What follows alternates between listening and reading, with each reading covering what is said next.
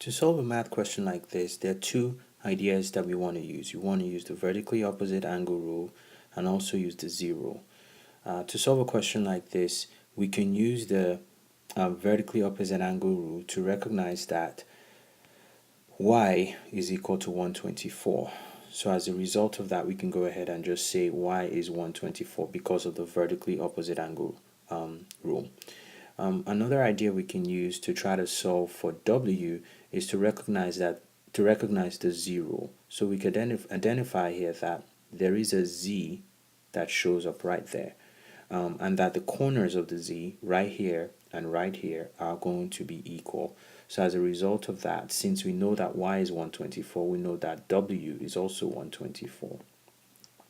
Now, another idea we could use here is recognizing that everything on a straight line always adds up to 180. So if we take a look right there, we could see that there is a 180 there because of the w and the x. We already know w is 124, so we could say we know that w plus x would be 180 because they're on a straight line.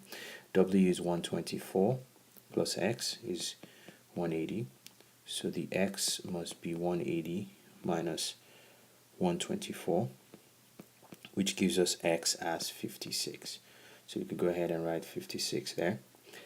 The next idea now is to try to find what z is. Now the trick here is understanding that in a four-sided shape, there is a formula called n minus 2 times 180. This formula allows you to figure out the sum of all the interior angles of any shape. Now, because we have four sides in this case, this side, this side, this side, and this side. Because we have four sides, we can use this formula that I just wrote and say 4 minus 2 times 180. That's 2 times 180. And that gives us 360. So that tells us that if we look at all the four sides of this shape, all these interior angles must add up to 360 because there are four sides. So using that concept, we can add up all the angles and make them equal to 360.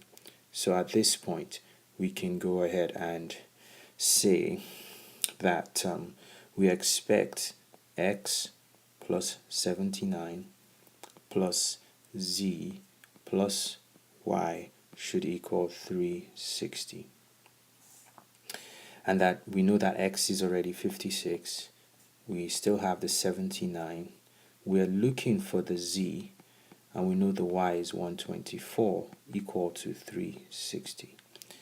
At this point, we have a total of 259 plus the z is equal to 360.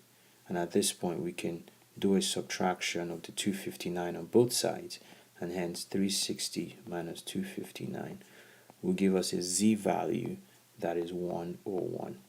And at this point, the final answer there for the z will be 101. Thank you.